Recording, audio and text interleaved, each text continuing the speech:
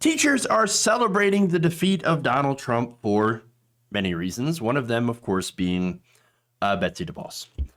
So now, following the call for Biden, the national teachers unions, their city and state affiliates, school superintendents, principals, educators, and parents were thrilled and had decided to go to social media to throw DeVos a early retirement party. I love it. In fact, the Chicago Teachers Union just said 2 words on Twitter, "Bye, Betsy." And another teacher that was interviewed here, Mandy Manning, the 2018 Teacher of the Year, said this, quote, "We were so happy. We are so excited to see a return to support for public schools because while we have a lot of work to do in order to be able to serve each and every student, public schools are where that's actually going to happen. I am so hopeful, and it's such a good feeling after not having that for so long." Yeah, look, when Betsy DeVos took over, for one, her entire purpose was to destroy public schools. And she had said that before. I mean, not in such words, but she said that she wanted to do something about bringing back like the kingdom of God or something into our schools. It's just insanity, right? That would violate the First Amendment since schools are federally funded. But anyway, and look, if you're going to have religion in school, you can't just discriminate. You have to have all of them or none of them. And I'm pretty sure conservatives would flip out if they started teaching like Islam in schools. I'm just saying. All right, anyway. So now, as I said before, Betsy DeVos has done nothing but destroy education. That was the whole point. Her most notable achievements included rolling back and rewriting guidance to protect the rights of transgender students, for example, and sexual assault survivors. So she has been weakening Title IX. She also revoked higher education regulations aimed at curbing bad actors in for-profit colleges. I know I had been to a for-profit college and owed quite a bit of money for some time. Not only that, but she wouldn't discharge student debt accrued for people who went to these for-profit colleges, who found their degrees to be essentially worthless and their education to have been essentially worthless. They were defrauded, and she decided, no, I'm not going to let you get out of paying your student loans because we don't care. You still owe us. Insane. As well as, of course, she went after getting rid of school discipline guidance aimed at stopping the school to prison pipeline. And so, look, I mean, that's been a big problem for communities of color. And hey, it's a great boon for the prison industry, not so good for communities of color. And so the one thing that I can say was a positive is that she was too incompetent to be able to actually achieve her big goals, destroying education and making sure that we replace public schools with privately ran charter schools that are publicly funded. And so now she's been pushing this. She profited personally from the creation of charter schools in the state of Michigan. And so she had been trying to push this as official policy. But again, since she has no idea how any of this works, how the Department of Education works, her complete and utter incompetence has made it so that she wasn't able to actually get this stuff done. That's a good thing, at least.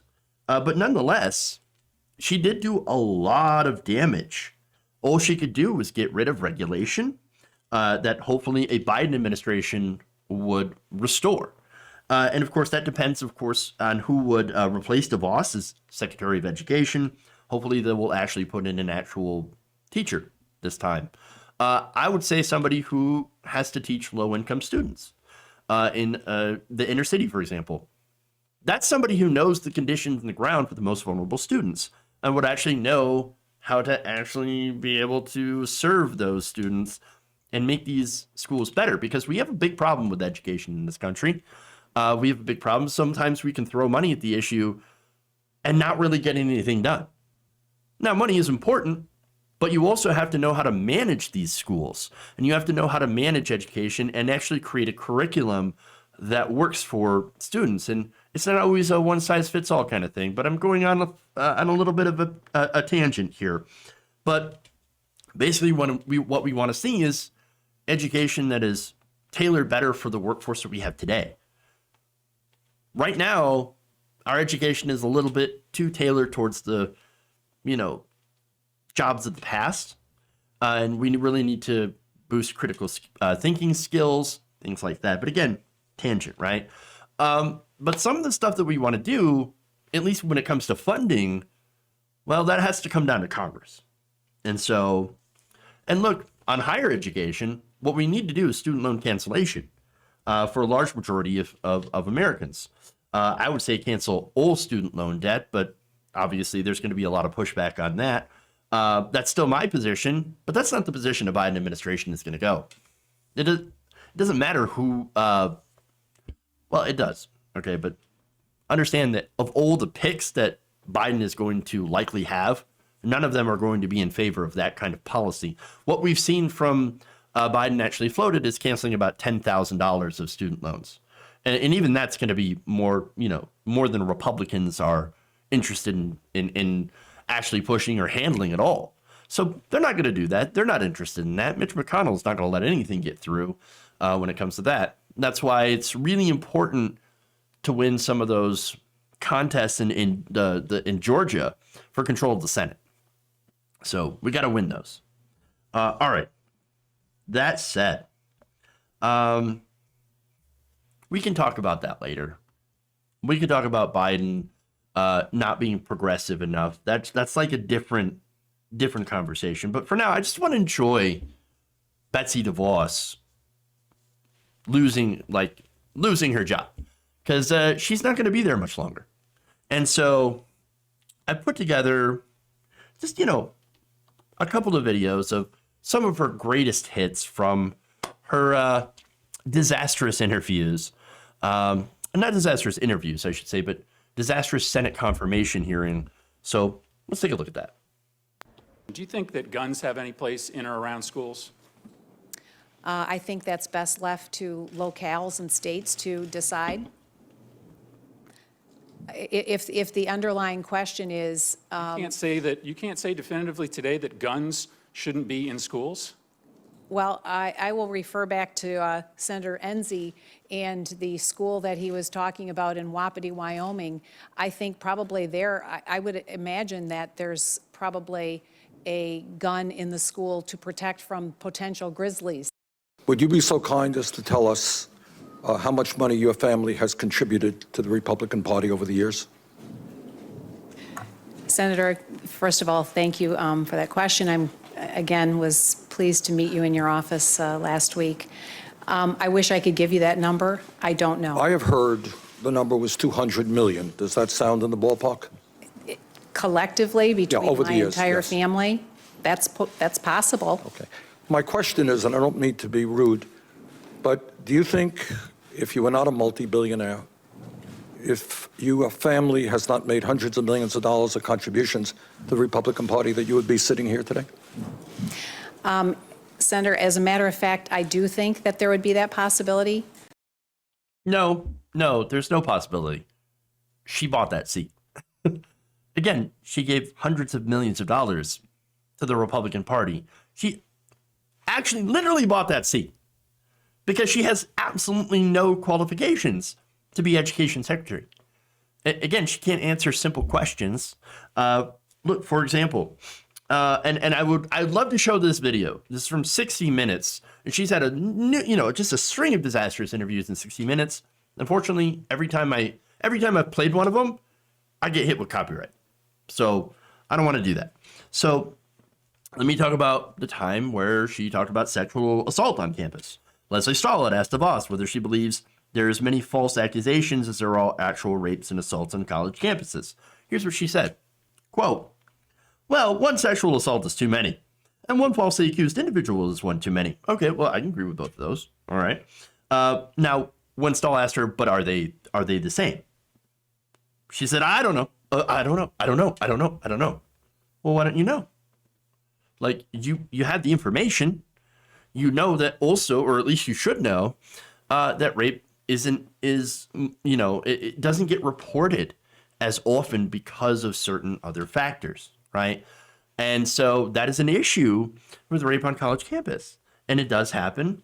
And I think it does happen more so than people that are falsely accused of it. That said, do both happen? Sure. But one is a much larger, more pressing issue than the other, in my opinion. In another gaffe, she also admitted that she purposely hadn't visited any low-performing public schools in Michigan, where her charter schools, the ones that she backs, are largely failing. They're not doing very well. In fact, there's a federal program, right, created by the Department of Education in order to fund these charter schools, right?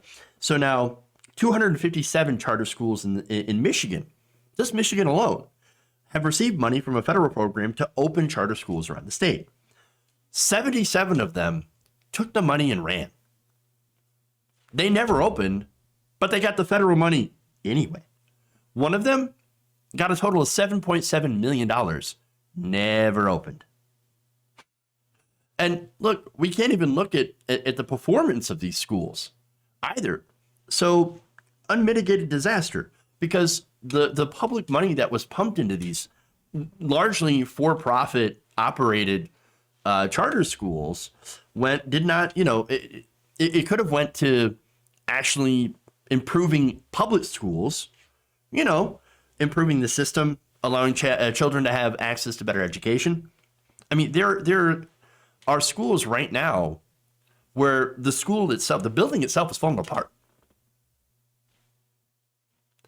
You also have people not getting access to books, not having enough books to be able to take home, having to share with other students. It's an absolute disaster, and yet $7.7 million can go to a school that never even opened because it's a charter school, because of lobbying. And not only that, but Betsy DeVos has personally, gotten a benefit from that public money going into charter schools. And so she makes money from this. That's why she has 10 yachts, okay? So she's incredibly wealthy.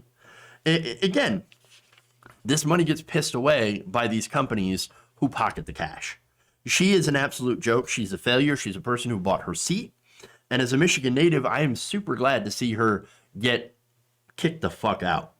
Maybe she'll go back to her yachts and finally get the hell out of politics. If you enjoyed this video, please give us a like and share with your friends. You can subscribe and help out the channel by becoming a patron. It's patreon.com/Jeff Waldorf, or you can become a channel member as well by hitting the join button below.